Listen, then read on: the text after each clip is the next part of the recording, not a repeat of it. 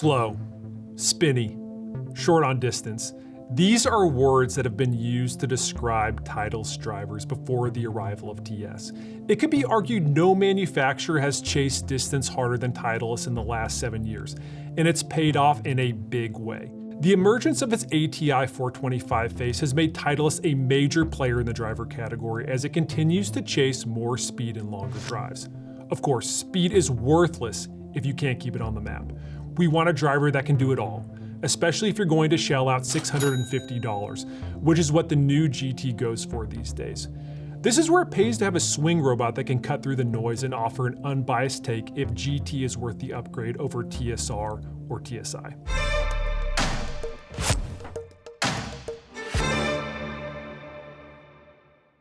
The swing robot has been delivering insights for 35 years and is used by the USGA, R&A, and nearly every major manufacturer in the industry for club testing. And it often discovers pretty unexpected results when it comes to comparing new models and older models. We are going to bring you data and visuals that have previously only been accessible to the companies designing your equipment. When we test clubs, we run each 10-degree driver head at 95 miles an hour, which is right around the average swing speed for an amateur golfer.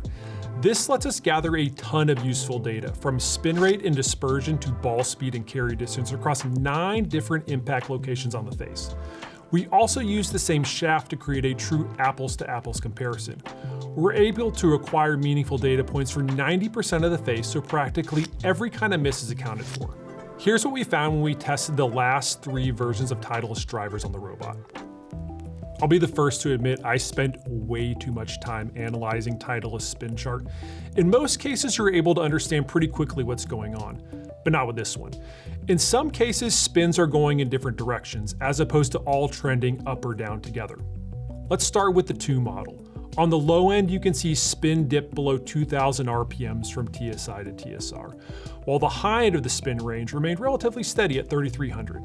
As I've said before, I am not a huge fan of going below 2,000 because spin rates become unmanageable and you bring in the potential for a round-killing knuckleball. With GT, we are now seeing low spins get back to 2,200 to 2,300.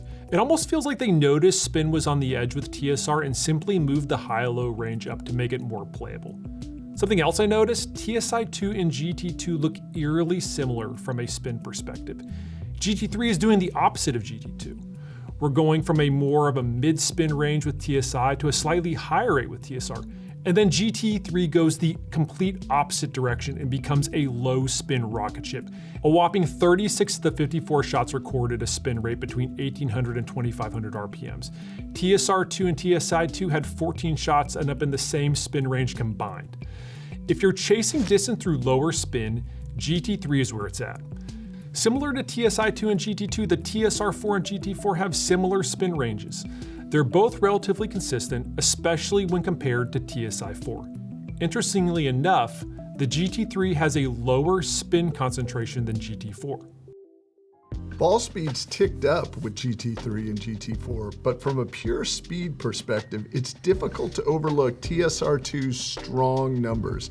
It recorded more shots at 143 miles per hour than any Titleist driver we tested. Not only that, it had 40 of the 54 shots recorded a ball speed from 138 to 143. It wasn't faster than GT2 and TSI2, it was noticeably faster.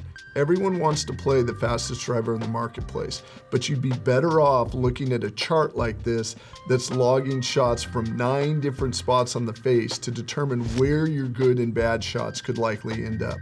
The 4 model shows ball speeds were noticeably less consistent from TSI4 to TSR4, but that's since been shored up with GT4. We now have 39 shots at 136 to 143 miles per hour versus just 14 for TSI and 13 for TSR4. In other words, more consistent speed across the face. All right, so we already know TSR2 is a fast driver, but the carry numbers reveal it's also incredibly long. Just look at the data between 220 and 225 yards. That 26 number is the number of shots recorded within that carry range. Now compare it to GT2 and TSI2, which had a combined 19 shots in the same range. The GT3 has a slight edge at the top end of the carry range, but has some similarities to the TSI-3. The TSR-3, on the other hand, had a wider carry range than the other two.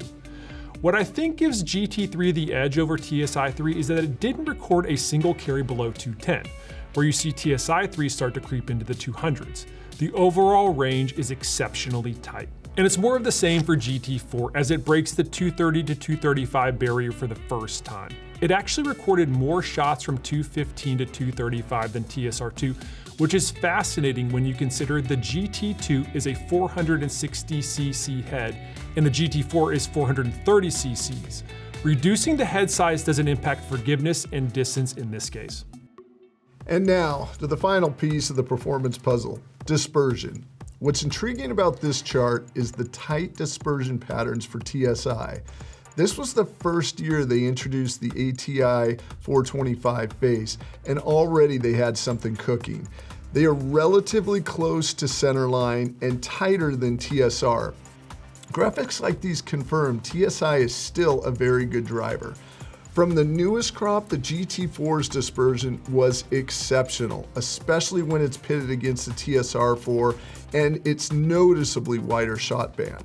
I think it's fair to say GT4 should be on the testing list for better players or those who don't mind playing a slightly smaller profile.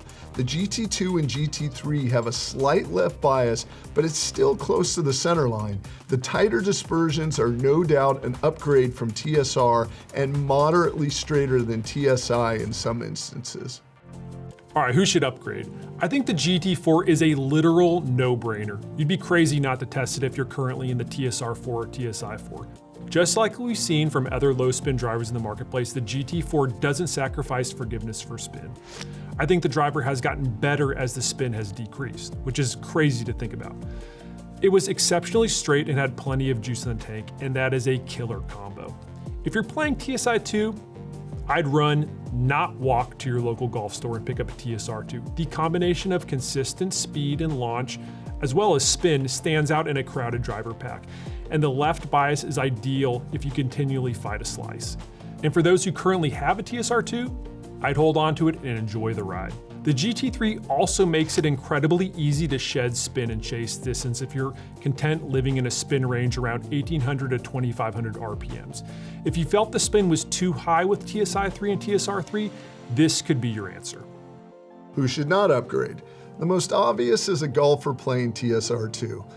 Hard as manufacturers try to make every model better than its predecessor, it doesn't always happen. The robot confirmed TSR2 and GT2 are neck and neck in carry, but the TSR2 gained a slight edge with more distance at the top end.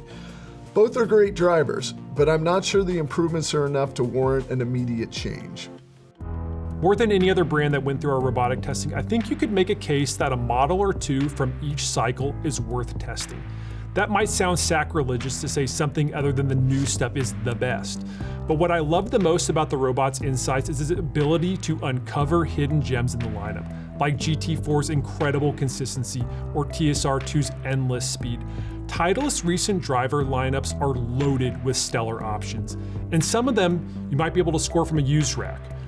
These are the insights golfers crave because they aren't always apparent, and that's okay. That's why we have a swing robot to lead the way.